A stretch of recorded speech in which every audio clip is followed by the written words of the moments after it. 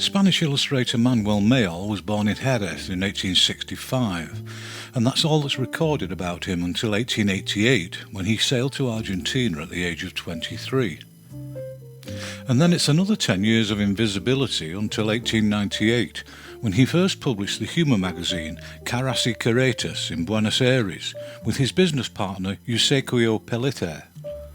And it's from this magazine that all the images here are taken.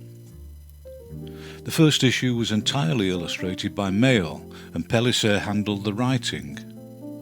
Obviously Mayol couldn't continue to illustrate every page of every edition, so several of the cartoonists and illustrators were quickly drafted in. Nevertheless, he remained at the centre of the magazine's success, contributing at least a couple of illustrations to every issue, and more often than not it was one of his meticulous line and wash caricatures on the cover. In terms of his technique, Mayol usually, but not always, favoured the large head, small body technique used by many caricaturists.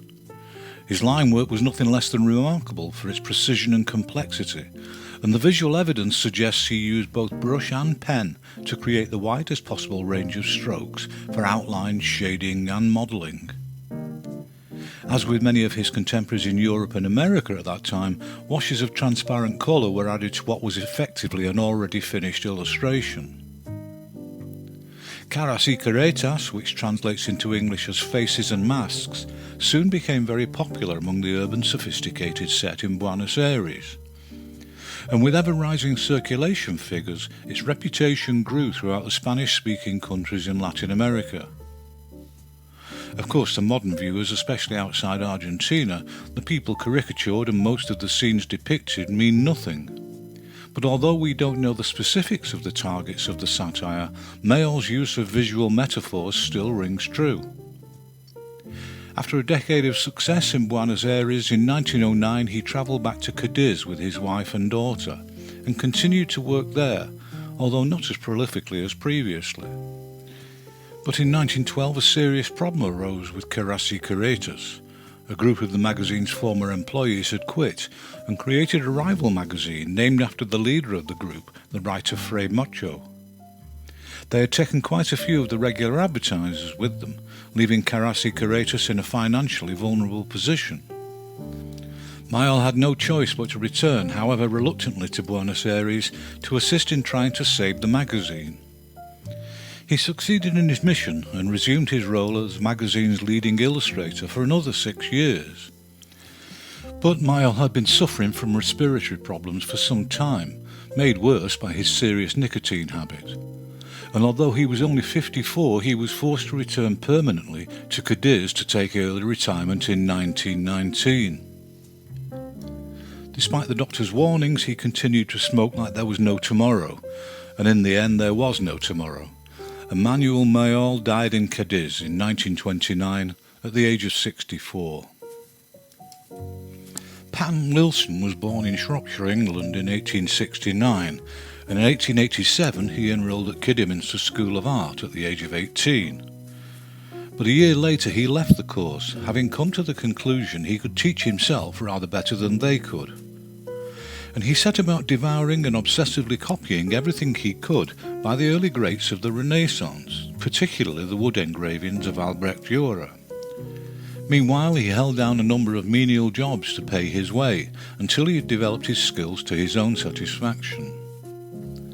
In 1894 he met the publisher John Lane, who was impressed enough with Wilson's work to immediately commission him to illustrate the Miracle plays, written by Catherine Tynan Hinkson. It was ideal material for Wilson's style, and the series of black and white pen and ink drawings he created for the book were very well received.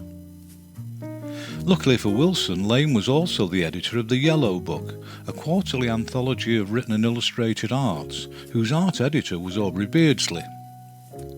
He was invited to submit drawings for publication, and all his contributions were enthusiastically accepted, and the Yellow Book published a dozen of his illustrations in rapid succession.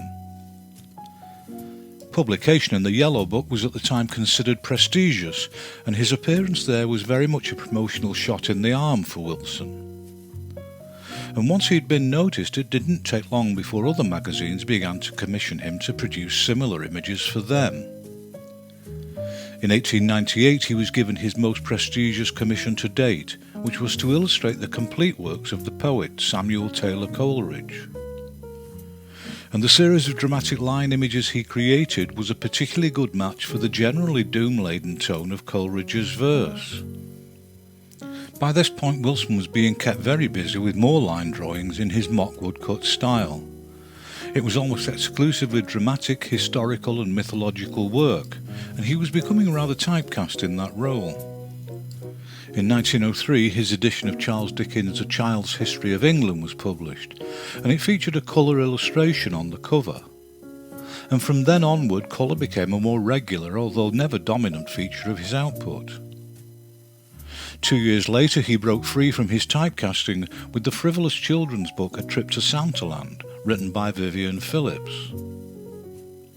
And there were one or two other less obvious commissions during the rest of the decade and throughout the next.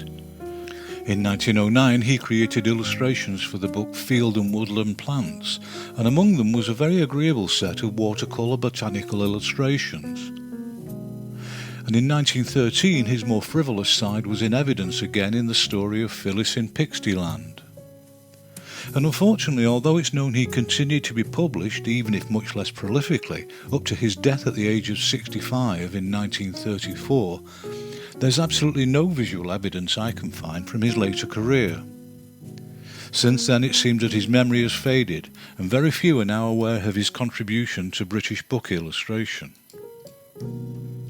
Pierre Lisac was born in 1878 in Limoges in the centre of France, and was admitted into the Paris School of Fine Arts at the age of 18 in 1897. Just for good measure, he also studied at the Académie Julienne, and he would have graduated sometime around 1902. But it's several years later, in 1910, when publication dates reveal his work had begun to appear in several Parisian humour magazines, for some reason using the pseudonyms Pierre Lisac and occasionally Kiss. Among these highly regarded magazines were L'Assiette au Beurre, Le Rire, Fantasio and Le Bayonet, so it's more than likely he'd been working to establish himself before this date, even if no verifiable examples exist.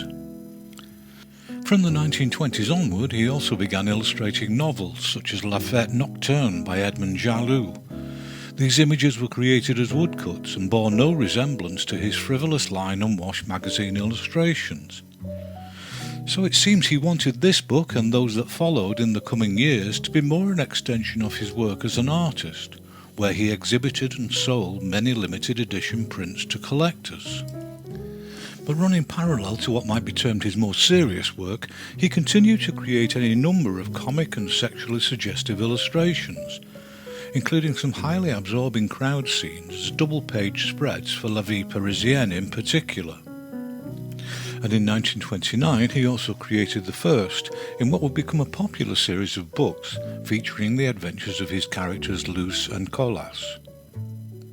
Throughout the 30s he created more books in colour, including child-friendly editions of Gulliver's Travels and a similar brightly coloured edition of the Tales of Don Quixote.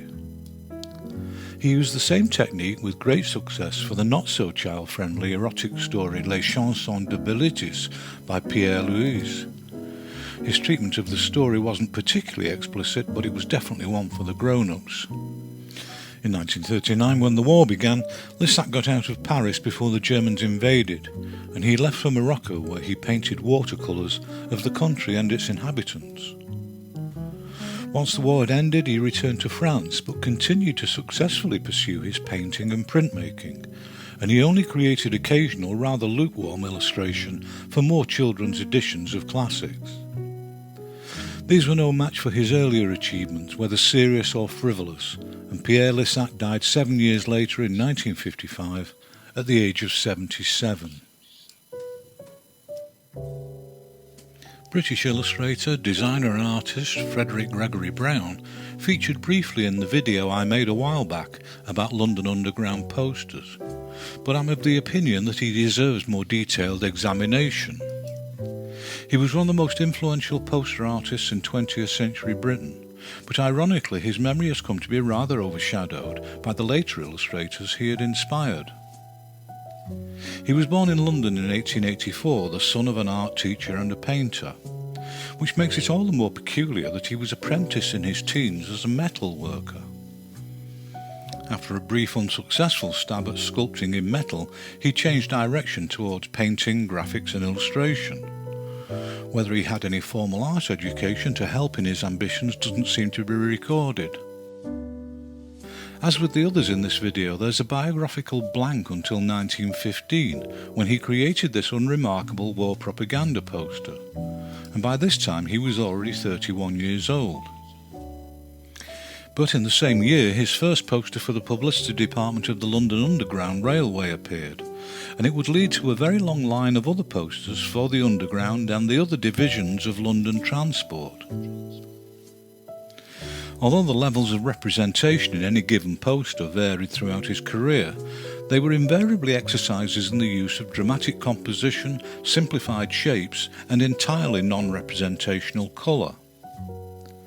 In the following year he created another series, this time promoting bus journeys to London's outlying suburbs, using colour and light more suggestive of the French Riviera. At the time, Brown was one of a very small group who were pushing hard at the boundaries and principles of reduction and abstraction in their posters. Initially, this modern non-naturalistic approach attracted a largely negative response from critics and a sceptical public who were simply not yet ready for this departure from the representational norm. But naturally enough, as time went on, resistance gave way, and before long modernism became the rule rather than the exception in British illustration. Soon enough it would be called Art Deco and considered the height of sophistication. Throughout the 1920s and well into the 1930s, Brown continued to be popular with London transport, and the public profile it gave him led to other clients taking an interest. Apparently he considered most art directors to be block-headed Philistines and didn't particularly bother to conceal his contempt. But despite his reputation as a prickly individual, he was offered advertising poster work and some book cover design away from his safe haven. He was particularly successful as a textile designer, and his ultra-modern Art Deco fabrics were very popular with fashionable, well-heeled clients. Regarding his use of media, I found an auction site selling some of Brown's original paintings, which declares them to be created in gouache, so it seems highly likely from both this evidence and his application of colour that it was also used in the creation of his commercial work. From the mid-1930s onward, his style became noticeably more representational and seemed to indicate a move away from the more formal geometric work of the 1920s. Where he might have ultimately headed we'll never know, because unfortunately he was yet another who didn't overstay his welcome, and he died at the age of only 57 in 1941. Well, that's it for now, and I hope to see you again next time around.